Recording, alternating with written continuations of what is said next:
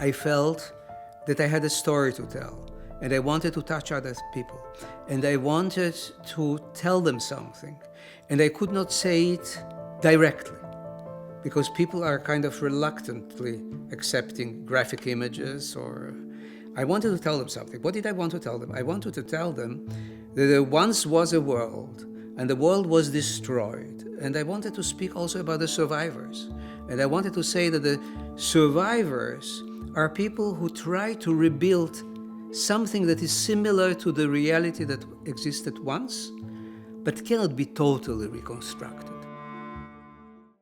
I remember a life that was maybe the life that my parents tried to create for me, a kind of an artificial paradise, which later I understood was kind of maybe fabricated for me, because these were the mid-30s, and Poland was already on the verge of being invaded by a mounting Germany. One day, walking in the street from the kindergarten with my mother, a big, kind of very bullish boy came over to me, slapped me in my face, spit in my face, and called me Żyd, which means kike. And then the next day, my mother took me out from this Polish-speaking kindergarten and put me into a Yiddish-speaking kindergarten. One day, the Lithuanian police came and said, "You just take with you what you can carry and go out into the street." And it was a rainy day, and we went down to the courtyard, and we were brought down, and my mother, although she prepared a little suitcase, already hearing that one may be at a certain moment obliged to leave, she told me, take a pillow. She gave me a big pillow to carry. She said, "This is where you're going to put your head to sleep." And we walked in the street. We were not allowed, the Jews were not allowed anymore to walk on the sidewalk. And we arrived to the ghetto. It was quite normal that people tried to escape when they came back from their work. And in that terrible reality, they tried to escape from it by burying themselves in stories. So obviously, there was no television or such things, that the entertainment were the books. In the ghetto, there was a theater, and in the theater, they created a space for an exhibition of paintings of the painters who survived in the ghetto. And I had an exhibition of my drawings when I was 9 years old. When I walked with my father and my mother to this opening of the exhibition where I exhibited for the first time, it was kind of strange, because I don't think that at age 9 I knew what an exhibition means and all that. But we had to go through that courtyard packed with people that looked like kind of dirty rugs. Dirty rugs.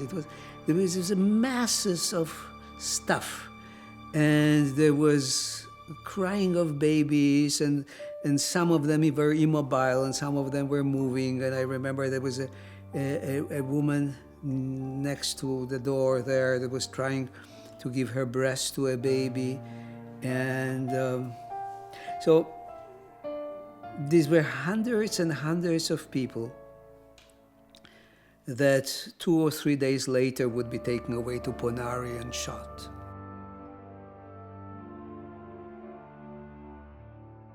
To me, what remains is this terrible image, this kind of enormous difficulty to connect all these things. I'm walking through these people, they are like me, and I'm walking there, and I have my drawings put on a wall, and people come to look at them. And how do all these things work together? It was clear that the people that were chosen to be transported to Ponar were the ones who were less useful for the Germans. I was very, very lucky that my father, who then became a welder, was among this group of Jews that were brought to the HKP camp in Suboc. The next morning, there was this yelling that came from the Germans in the courtyard, and we were in these buildings that had 3 or 4 floors and the little cells with a kind of a not very large staircase. My father hid me under a blanket, something brought me and put me into a kind of a little closet where I was like that. When my father took me out from this thing, he put me in our room, rolled into the mattress of his bunk. So I was alone. And in order to prove to everyone that this room was empty, the door was left a little open. So I knew that I am under the bunk, covered by blankets. I should not move. All of my vision was just the wall there. Then at a certain point, my father came and put me into a sack. Came with a sack, said, "Get into it," and put me on his shoulder. And then he went out from that room with me in the sack and joined a line of men that were working, bringing sacks from the place where they were cutting trees into little blocks of wood to the gate to that room. My last memory of my father is the feeling to be on his shoulder. Is a kind of a physical feeling of his presence. I don't even know if the voice of somebody shouting "Run, run, run" when they liberated me from the sack. I don't even know if it is his voice or somebody else's voice.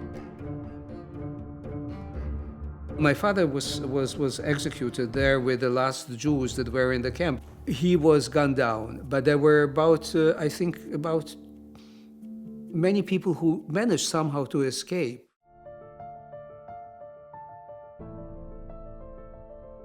It's a symbolism of something that existed once and that was reconstructed because people will always try to repair.